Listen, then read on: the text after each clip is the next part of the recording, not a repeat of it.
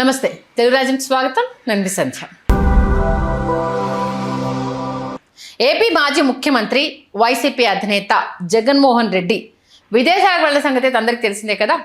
విదేశాల్లో ఉన్న తన కూతుళ్లతో కొన్ని రోజులు గడిపి రావడం కోసం ఆయన ప్రయాణమై వెళ్ళిపోయారు. దీంతో ఓ వర్గం మీడియాలో చాలా విచిత్రమైన కథనాలు, టీడీపీ సోషల్ మీడియాలో పలు పోస్టులు అయితే దర్శనమిస్తున్నాయి. వాటన్నింటి సారాంశం ఏంటంటే జగన్ విదేశాలకు వెళ్ళిపోయారు, ఇక వైసీపీ సైలెంట్ మోడ్లోకి వెళ్ళిపోతుంది అని. సాధారణంగా ఏపీలో వైసీపీ అంటే జగన్ అంటే వైసీపీ అనే ప్రచారం జరుగుతూనే ఉంటుంది, అది వాస్తవం కూడా. అయినా స్థానికంగా ఉండి యాక్టివ్గా ఉండే వైసీపీ నాయకులు కార్యకర్తలు యాక్టివ్గా ఉంటారని, ఆయన బెంగళూరులో విదేశీ పర్యటనకు వెళ్తే వాళ్ళకు కూడా ఆఫ్లైన్ మోడ్కి వెళ్ళిపోతారనే ఆరోపణ ఉంది. అయితే అది గతం అనే విషయం తాజాగా తేటతెల్లమైపోయింది. వ్యక్తిగత పర్యటనలో భాగంగా విదేశాల్లో ఉన్నప్పటికీ రాష్ట్ర సమస్యలపైన జగన్ వెంటనే స్పందిస్తారు. దానికి సంబంధించి రీసెంట్గా మనకి ఇప్పుడు ఏపీలో జరుగుతున్న పెట్రోల్ డీజిల్ కొరతకు సంబంధించి ఆయన పోస్ట్ పెట్టడము, అక్కడ నుండే ఎంపీ అవినాష్ను కేంద్ర పెట్రోలియం శాఖ మంత్రి దగ్గరికి పంపించడం మనం చూసాము. అంటే ప్రభుత్వ వ్యవహార శైలిని తీవ్రంగా ఆయన ఖండిస్తూనే ఉన్నారు. ఇదే సమయంలో పార్టీ అధినేత జగన్ దేశం బయట ఉన్నప్పటికీ ఆ పార్టీ నాయకులు కార్యకర్తలు తమ పాత్రలు పక్కాగా పోషిస్తూ ప్రజల తరపున పోరాడుతూనే ఉన్నారు, ప్రభుత్వాన్ని నిలదీస్తూనే ఉన్నారు. ఎంత యాక్టివ్గా ఉన్నారనేది డైలీ యాక్టివిటీస్లో మీరే చూస్తున్నారు కదా. ఆల్మోస్ట్ ఆయన వెళ్ళి కూడా 3 days అయిపోయింది. ఇక వివరాల్లోకి వెళ్తే ప్రస్తుతం ఏపీలో అన్ని పెట్రోల్ బంకుల్లో అతిపెద్ద క్యూ లైన్లు మనకు కనిపిస్తున్నాయి. పెట్రోల్ డీజిల్ కోసం ప్రజలు అల్లాడిపోతున్నారు.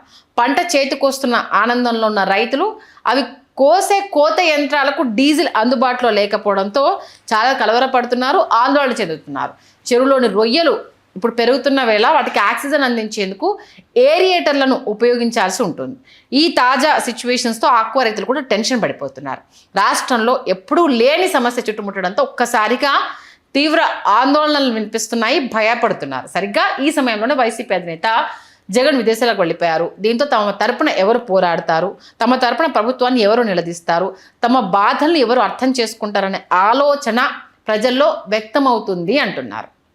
అయితే నేను ఎక్కడున్నా నా అనుకున్న వాళ్ళు ఎప్పుడు నా ఆలోచనలోనే ఉంటారు అన్నట్లుగా జగన్ ఆన్లైన్ వేదికగా స్పందిస్తున్నారు. ఈ సందర్భంగా చంద్రబాబును అయితే ఆయన గట్టిగానే నిలదీస్తున్నారు. ఇందులో భాగంగా పొరుగున ఉన్న తమిళనాడు, అటు కర్ణాటక, తెలంగాణలో ఎక్కడా లేని పెట్రోల్ డీజిల్ కొరత ఏపీలోనే ఎందుకు ఉంది?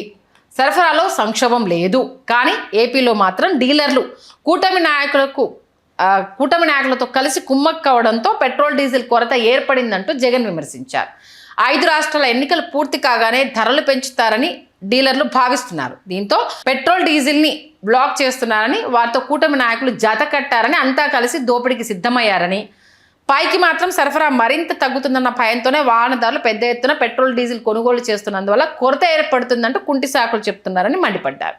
ఈ సందర్భంగా వాస్తవం ఏమిటో మీకు కూడా తెలుసు చంద్రబాబు, అందుకే పెట్రోల్ డీజిల్ సంక్షోభంపై సమగ్రమైన రివ్యూ కూడా చేయకుండా కేవలం లీకులతో సరిపెడుతున్నారని జగన్ కుండబద్దలు కొట్టేశారు. ఈ కృత్రిమ కొరత రైతులను కూడా తీవ్ర నష్టాలకు గురి చేస్తుందని ఆయన తెలిపారు. ఇప్పటికైనా పరిస్థితిని చక్కదిద్దకపోతే ప్రజలు మీకు తగిన గుణపాఠం చెప్తారు అంటూ జగన్మోహన్ రెడ్డి గారు హెచ్చరించేశారు. ఇంకా వైసీపీ క్విక్ రియాక్షన్ కూడా ఇక్కడ మనం చూడాలి. రాష్ట్రంలో ఇంత జరుగుతున్నా అటు విదేశాల్లో ఉన్న మంత్రులు నిన్నటి వరకు ఎక్కడున్నారో తెలియకుండా ఉన్న లోకేష్ వంటి వారు ఈ సమస్యలపై తమకేమీ పట్టనట్లుగా ఉన్నారని, బాధ్యత మరిచి ప్రవర్తిస్తున్నారన్న విమర్శలు అయితే వినిపిస్తున్నాయి. ప్రభుత్వంలో ఉన్నవారు అలా ప్రవర్తిస్తుంటే విదేశాల్లో ఉన్న ప్రతిపక్ష నేత జగన్ మాత్రం ఎక్స్ వేదికగా స్పందించారు. అంతకంటే ముందు రాష్ట్రంలోని దాదాపు ప్రతి నియోజకవర్గంలోనూ వైసీపీ నాయకులు కార్యకర్తలు ఈ సమస్యపై వేగంగా స్పందించారు. పెట్రోల్ బంకుల వద్దకు స్వయంగా వైసీపీ నాయకులు వెళ్ళడం జరిగింది. అక్కడున్న వినియోగదారులతో వాళ్ళంతా మాట్లాడారు, సమస్య తీవ్రత గురించి అడిగి తెలుసుకున్నారు. అక్కడే మీడియాతో మాట్లాడుతూ ప్రభుత్వ తీరును కూడా తప్పుబట్టారు. ఇదే సమయంలో గంటల తరబడి పెట్రోల్ బంకుల వద్ద క్యూలైన్లో ఉన్న వాహనదారులకు మంచినీళ్లు, మజ్జిగ వంటివి సైతం వైసీపీ నాయకులు కార్యకర్తలు అందించారు. మరికొంతమంది ప్రజలు, వైసీపీ కార్యకర్తలు అలాగే ఇప్పుడు జరుగుతున్న ఈ పరిణామాల నేపథ్యంలో తీవ్ర ఆగ్రహానికి లోనే టీడీపీ పార్టీ సైకిల్ గుర్తును నడి రోడ్డుపై పడేసి తొక్కేస్తున్నారు. ప్రభుత్వంపై వారి కోపాన్ని, ఆవేశాన్ని చూపించే ప్రయత్నం చేస్తున్నారు. ఎన్నికల సమయంలో చెప్పిన మాటలకు ఇప్పుడు జరుగుతున్న దానికి ఏమైనా సంబంధం ఉందా అంటూ నిలదీస్తున్నారు. ఈ సందర్భంగా చంద్రబాబు అసమర్థ పాలనతోనే రాష్ట్రంలో పెట్రోల్ డీజిల్ కొరత ఏర్పడిందని వైసీపీ నేతలు అయితే ధ్వజమెత్తేస్తున్నారు. ఎక్కడ చూసినా పెట్రోల్ బంకుల వద్ద నో స్టాక్ బోర్డులు కనిపిస్తున్నాయి అంటున్నారు. పబ్లిసిటీ స్టంట్ మాస్టర్ నడుపుతున్న ఈ ప్రభుత్వంలో ప్రచారం తప్ప ఏమీ కనిపించడం లేదని ఎద్దేవా చేస్తున్నారు. రాష్ట్ర వ్యాప్తంగా ఇంధన కొరతతోటి ప్రజలు అల్లాడుతుంటే ప్రభుత్వం మాత్రం ఎక్కడ ఇంధన కొరత లేదని ప్రకటనలు చేస్తుందని, గ్రౌండ్ లెవెల్ రియాలిటీ కనిపిస్తున్నా ఎందుకు వీళ్ళు మారట్లేదంటూ వాళ్ళు విమర్శిస్తున్నారు. దేశంలో ఈ సమస్య ఎక్కడా లేదని కేవలం టీడీపీ కూటమి అధికారంలో ఉన్న మన ఏపీలో మాత్రమే ఈ దుస్థితి ఉందని వాళ్ళు అంటున్నారు. ఈ సమస్యకు ఖచ్చితంగా కూటమి ప్రభుత్వ చేతకానితనమే కారణం అని కూడా వారంతా ఫైర్ అవుతున్నారు. ఇదే సమయంలో గతంలో ఇండిగో విమానాలు ఆగిపోతే తనకేమాత్రం సంబంధం లేకున్నప్పటికీ రాష్ట్ర మంత్రి లోకేష్ సమీక్షించాడని తమ అనుకూల మీడియాలో ఊదరగొట్టిన విషయం మనందరికీ తెలిసిందే కదా. కానీ ఇప్పుడు రాష్ట్ర ప్రజలు ఎదుర్కొంటున్న ఈ సమస్యకు సంబంధించి ఎందుకు పట్టించుకోవడం లేదని వారంతా అడుగుతున్నారు. నాడు విమానయాన మంత్రిత్వ శాఖ పరిధిలోని సమస్య పైన రాష్ట్ర మంత్రి లోకేష్ సంగతి అంటూ ఆయన ఇన్వాల్వ్ అయ్యాడంటూ నేషనల్ మీడియాలోనే వాళ్ళు చేసిన కామెంట్స్ మనం చూసాం.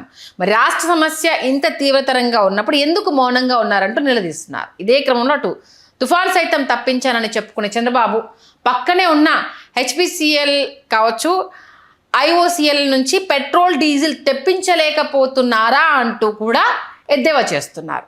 అంటే మీకు అంత పలుకుబడి ఉంది కదా, తుఫాన్ ఆపేసేంత శక్తి మీకు ఉంది కదా, మరి ఇంత పలుకుబడి ఉన్నప్పుడు పక్క రాష్ట్రం నుంచి ఎందుకు తెప్పించలేకపోతున్నారంటూ క్వశ్చన్ చేస్తున్నారు. అటు యూరియా కోసం రైతులు కావచ్చు, పింఛన్ కోసం వృద్ధులు కావచ్చు, వితంతులు, వికలాంగులు, రేషన్ కోసం మహిళలు, గ్యాస్ కోసం ప్రజలు ఇట్లా క్యూలైన్లో నిల్చుంటున్నారంటూ పరిస్థితులన్నింటినీ ప్రతిపక్షాలు నెమరేస్తున్నాయి.